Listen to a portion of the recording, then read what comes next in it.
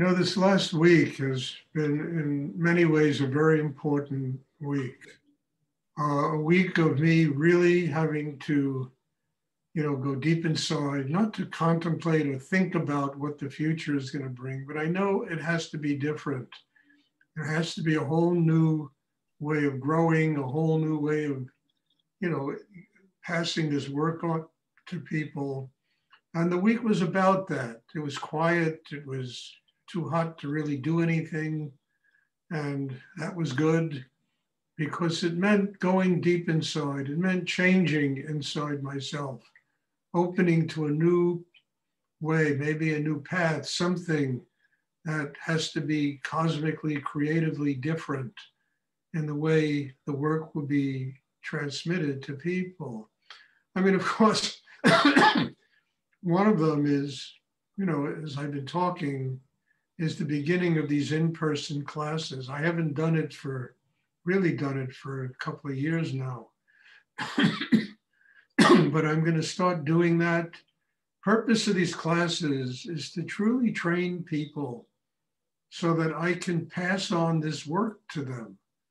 I'm not getting younger, for God's sake. My next birthday is interesting birthday.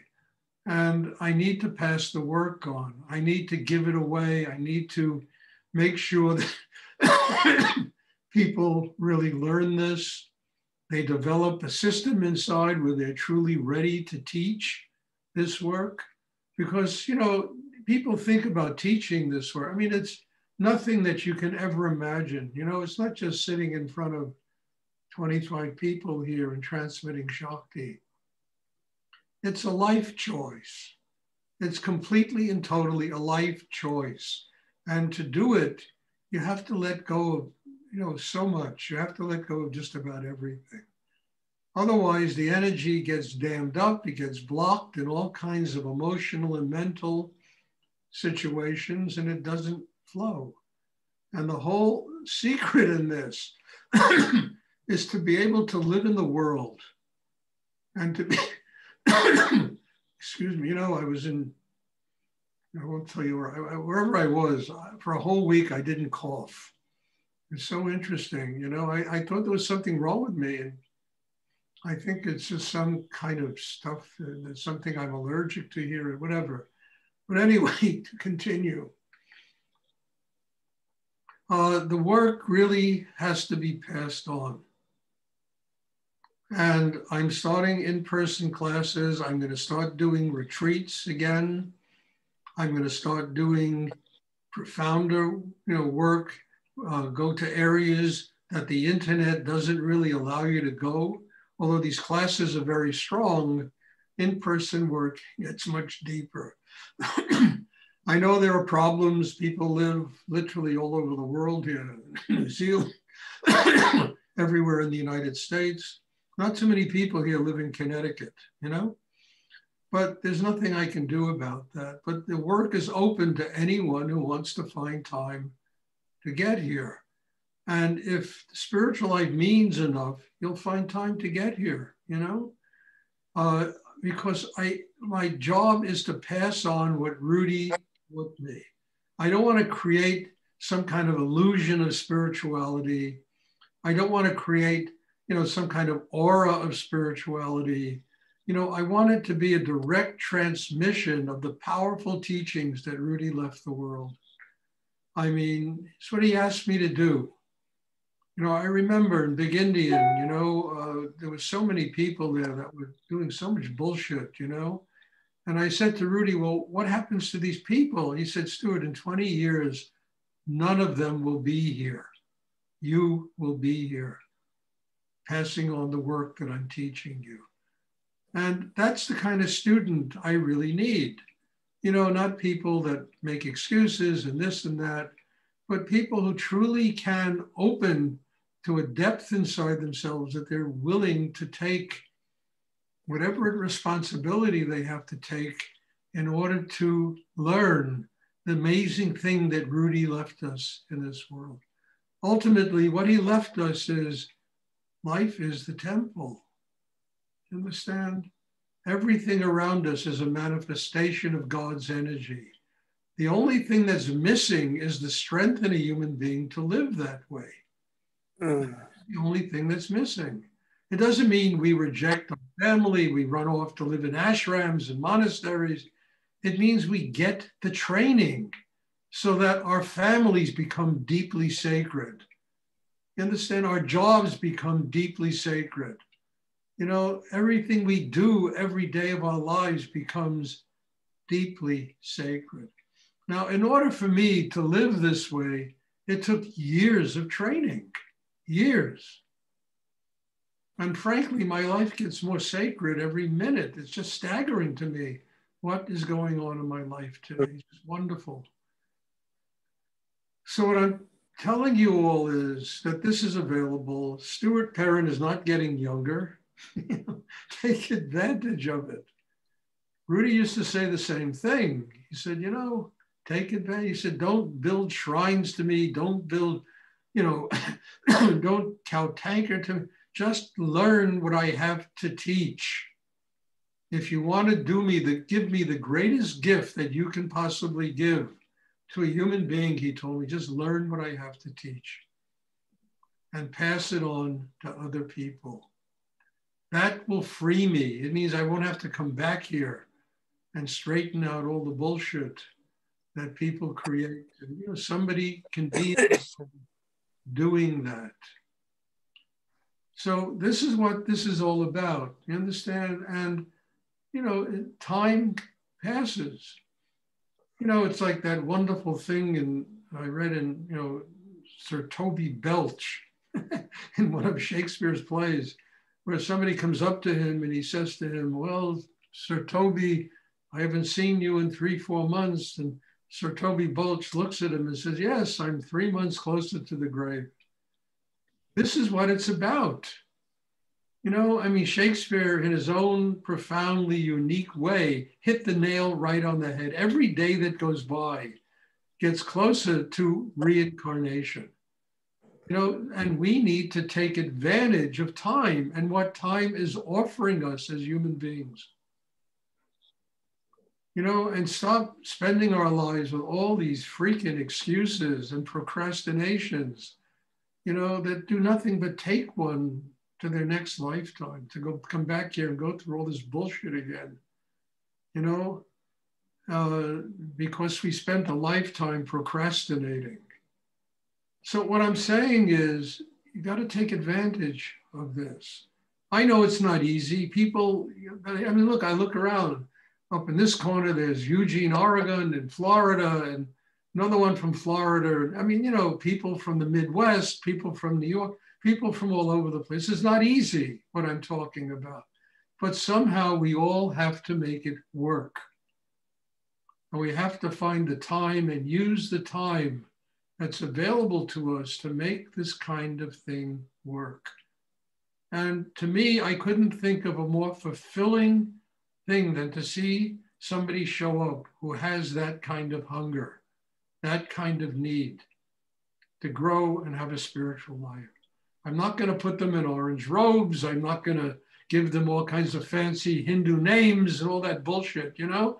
I mean, it's not in my karma. I didn't like it 50 years ago. I don't like it.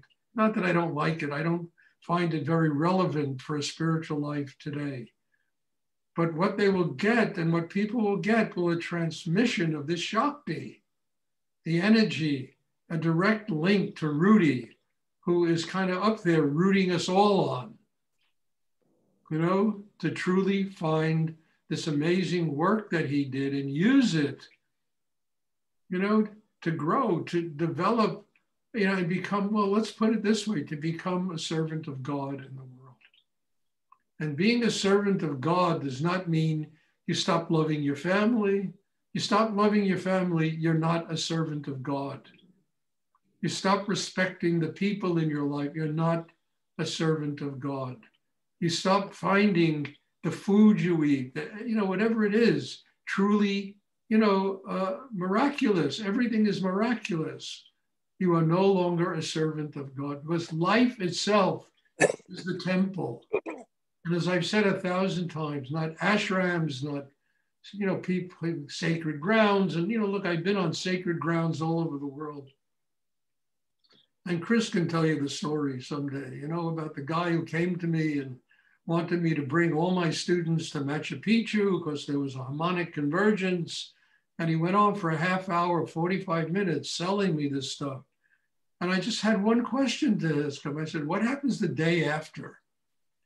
You know? So what happens the day? Do people sustain it? Or is it just that day, at that moment, that there's 150 swamis sitting there, you know, trying to bring, you know, meanwhile, you have the war in Ukraine and you have, you know, COVID and you have this and then it just endlessly goes on, you know, because people don't continue to do the work the day after. I told the guy, look, I do this every day of my life. I don't have to go to Machu Picchu in order to, you know, sit in some harmonic convergence that's going to save the world. First world that has to be saved is the world of each and every one of us. Because nobody's going to save the world until we finally, you know, become happy. We really become happy people, full of joy, full of love, you know, and we live our lives that way. So things are going to change now, really. I don't know how. They're going to probably change slowly. I'm not going to stop teaching these classes. These classes are very valuable. I mean, I don't know any other way to bring people together from 3 or 4 different continents in a meditation. I always wondered, how the hell was I ever going to do that? And then COVID, I think God gave the world COVID so I could learn to do this.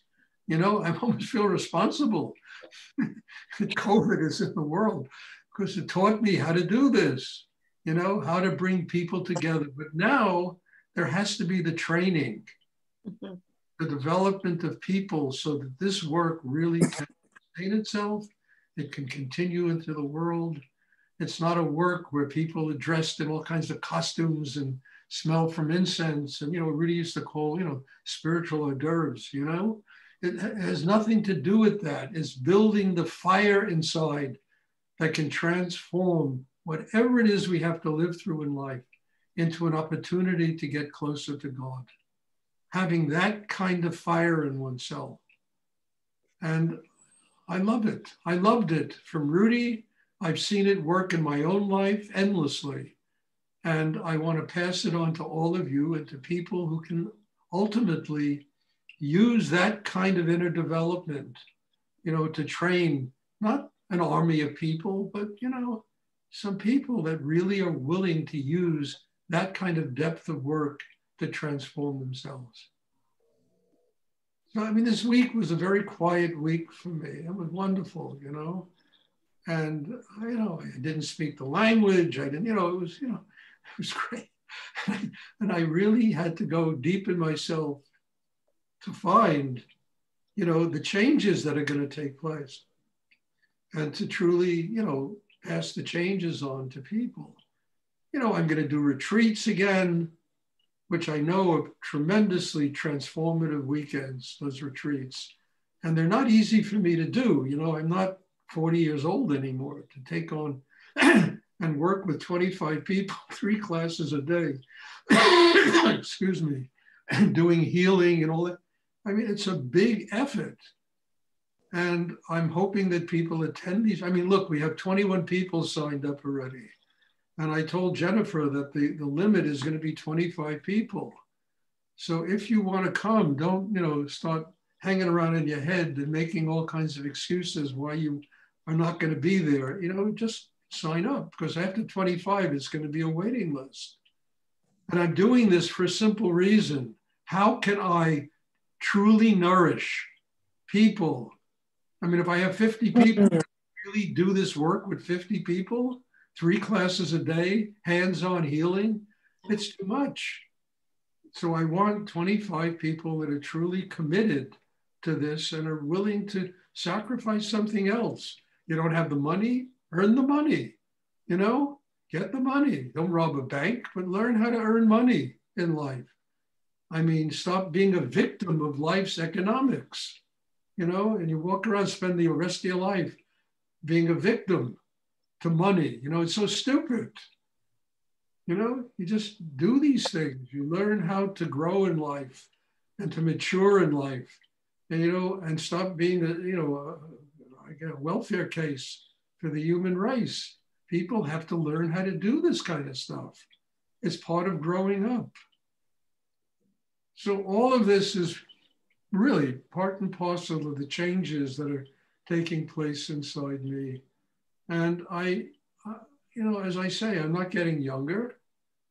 And maybe I'm going to demand more from people. I don't know, but I certainly am going to demand more for myself to continue to grow and to continue to try to develop people so they can truly become children of God, truly living in the world, transmitting energy and joy to other human beings, not being victims of life, but truly being masters of themselves and masters of the world that they live in without hurting anybody else, without being some kind of schmuck like this guy Putin, who before he dies wants to destroy the world, So we really need to learn to grow and to master our internal worlds and learn how to become children of God. Mm. And you don't become a child of God because you don a costume. You walk around, smelling from incense, or you eat vegetables, it's all bullshit, You become a child of God because you have built a chakra system that enables you to transform everything that you experience in life into something sacred.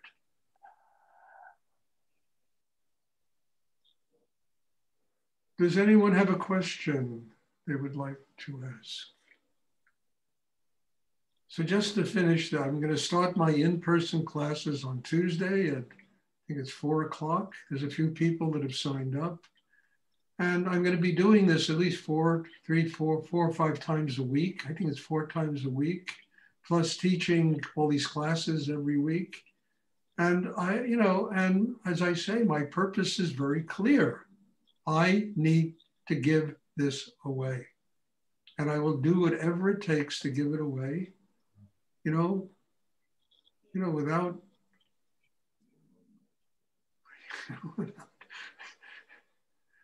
I'm not sure. I can't come up with the word, but I'm sure you all know what I mean, And I think to me, this is really valuable. And again, I'll repeat it. Being a child of God, transmitting God's energy has nothing to do with walking away from your families, walking away from your jobs, walking away from everything that's precious to you. It just means that you can love these people more, you open more, and at the same time, nothing in life has you. You become a child of God. And you can transmit the teachings, the sacred teachings, to people, not in my way, but maybe in your own way, the language I use isn't exactly the language that Rudy used. The way Rudy lived his life is a lot different than the way I've lived my life, But ultimately, the essence is the same. The essence is the same.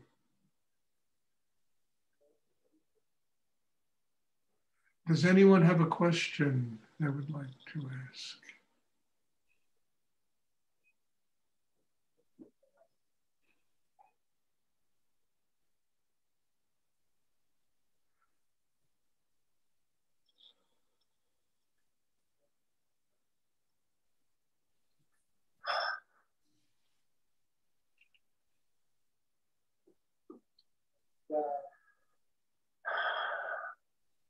Somebody has a question?